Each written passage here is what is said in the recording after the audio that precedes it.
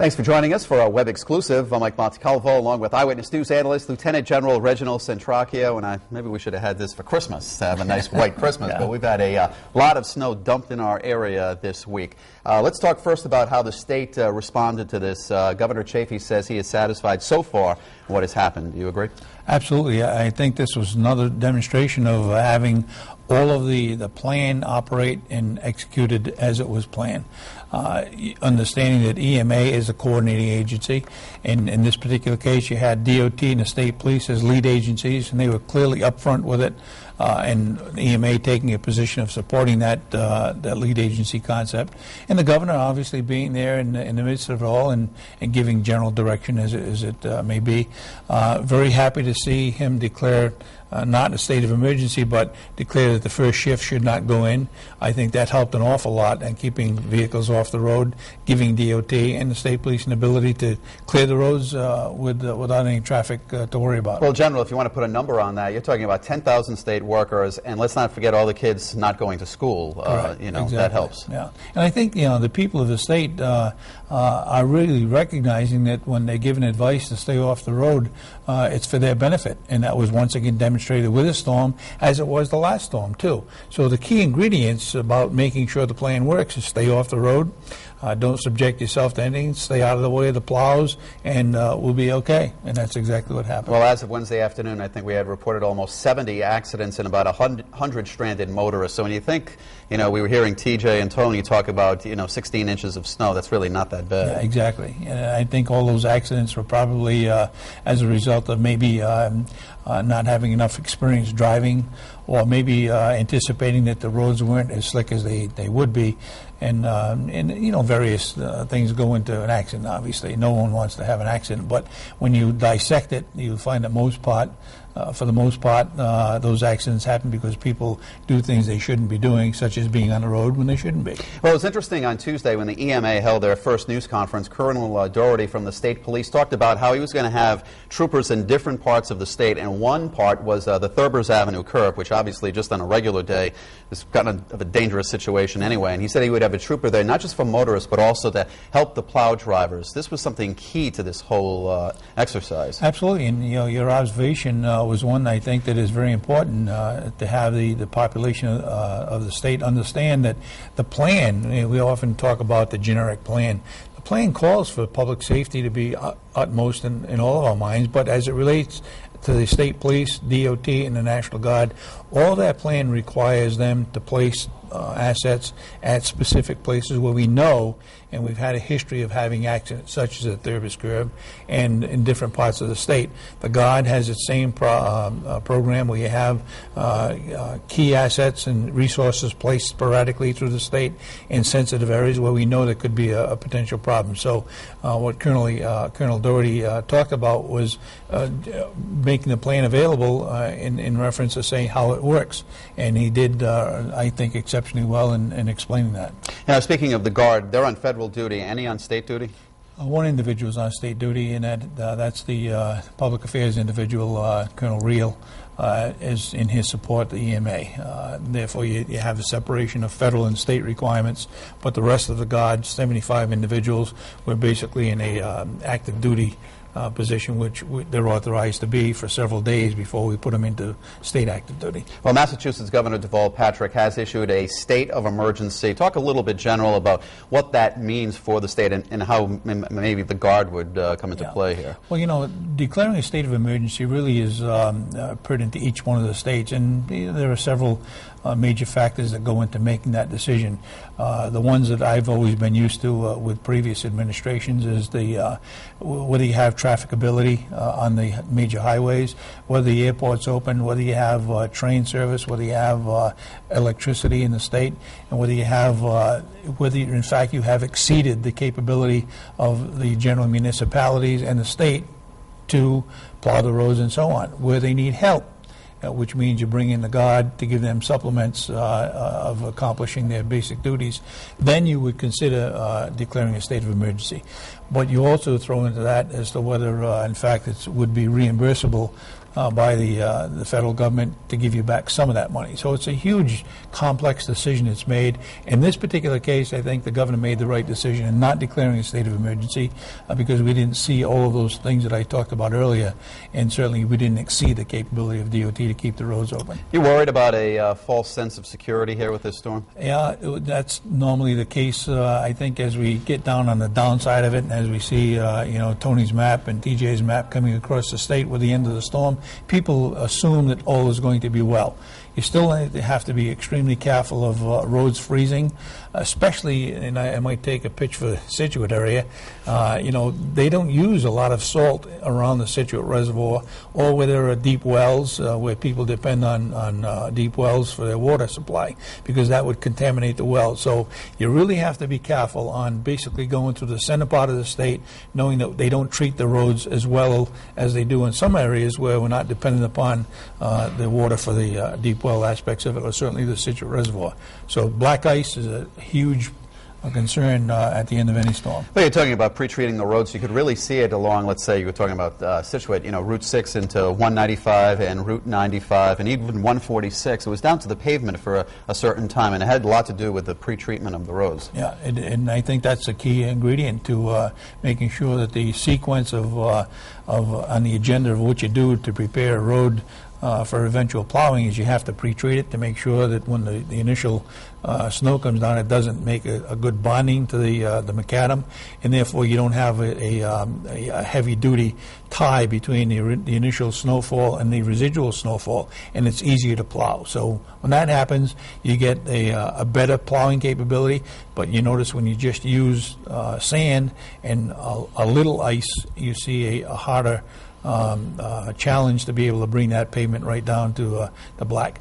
But therein lies another problem, because when it's right down to the black and then you get some residual snowfall and it melts a little bit and it goes down to the teens, then you get black ice in some real bad space as far as the areas between those that are treated and pre-treated. Then you get some real potential for accidents. Well, you're talking about challenges. The other real challenge now for local mayors is how they're going to pay for all of this. Cranston, I think, has a budget of $500,000. They must be pretty close to that at this point. Yeah, I think I was listening to one of the broadcasts suggesting that one community had $500,000 allocated into their budget, and they were pushing the $400,000 mark with this storm, and we got several months to go before we're out of the woods as far as additional snowfall is concerned. Firefighters also worry about this too, because I think we sometimes forget about hydrants in the area that need to be cleaned out. Yeah, some towns and cities, if not all, that have hydrants. Scituate doesn't have to worry about that for the most part. We don't have hydrants out there because we don't have, city water for the most part. But those that do, I believe there are ordinances and different laws that require you to keep that hydrant open, as well as a sidewalk to get to it. So some people pay attention to this, but I think it's in their best interest that they do, because that very hydrant could be used to put out a fire either on their own home or an adjacent home. Of course, we're going to be following this story on WPRI 12 and on Fox Providence. Let's talk a couple of more topics, General, before we get out of here. Iraq is now saying their country is nothing like it was under Saddam Hussein. That comes from an Iraqi official today, as the Prime Minister from Kuwait is visiting Iraq for the first time since the Gulf War in 1990. What has changed, especially for those two countries? I think changed where Iraq realizes and recognizes that Kuwait has its own sovereignty, and so does Iraq. During Saddam's regime, his attempt back in the Gulf War was to go into Kuwait and take it over, because he felt that their oil supply belonged to Iraq. That's disappeared now. But I think in any case, you see the Iraqi government attempting to reach out and make some friends in the area and have allies. And I think this is a clear indication that Iraq is going the right way. But it's an outreach, I think, to establish better relations with their neighbors, and specifically in the case of Kuwait, that is their next-door neighbor, and they have some strategic concerns to make sure that Kuwait doesn't serve as a portal entry for some additional consideration about worrying whether Iraq is going to go back in there and take their oil again. Well, General, another concern should be the $24 billion debt that Iraq owes Kuwait. How do you ever see that being paid back? I don't know. I think, most likely part of any future agenda would be to look at, and I'm not suggesting this is the reason for it, but it would probably be on any future agenda that they need to be forgiven for some of that debt. And what the debt is based on, I don't really know, but I think it might go back to the Gulf War as to what expenses were incurred with that aspects of it. So I think it's just a normal consequence that when two countries are at war at one time and they become friends, then you need to look at some possibilities for breaking down the barriers that would preclude them from being close allies, as is the case with this. We're seeing some violence in Afghanistan. 5 NATO troops have been killed. It all took place right after Vice President Joe Biden left the country. It goes to show you the security situation there still. Yeah. You can have the best security in the world, and I think it demonstrates with our own history right here in this country. You can have the Secret Service with a complete envelope around the president, and still he would be assassinated, as was the case with JFK. You can have Reagan in the same scenario that took a bullet to his chest. And you have several other presidents and other high visibility individuals that when someone is intent on doing harm, it's extremely hard to do it, but it is doable. So security, in as much as we like to think it's the best we can have, there are always little possibilities where someone can circumvent that and breach it and accomplish some bad things. What's your take with the shootings in Arizona, Gabrielle Giffords? What I'm sad to see is that some individuals are trying and attempting to tie this to the alleged rhetoric from the right wing and the Tea Party and so on. This guy is completely a nutcase, and regardless of what drove him to it, he would still have done it had it been, nothing out there to drive him to do it in reference to what they're suggesting. That's the rhetoric on talk radio. I believe that he would have done this and accomplished it, and it's being demonstrated now as we speak. They're finding more documents in his home and his past that would lead us to believe that he's an individual that wanted to do harm to someone, and for whatever reason, he did it. 19 people were shot, 6 fatally. Now, President Obama on Wednesday night will be holding a memorial service. He'll speak to the families. This is key for the president. You remember after 9/11, President Bush with a bullhorn, amid the rubble, even Reagan with the shuttle disaster, and even Clinton with Oklahoma City. It is key for a president to really take center stage at this point. Right? It is, and I think the reason for that is to attempt to gain the integrity of the nation, to understand that there are bad people in any society.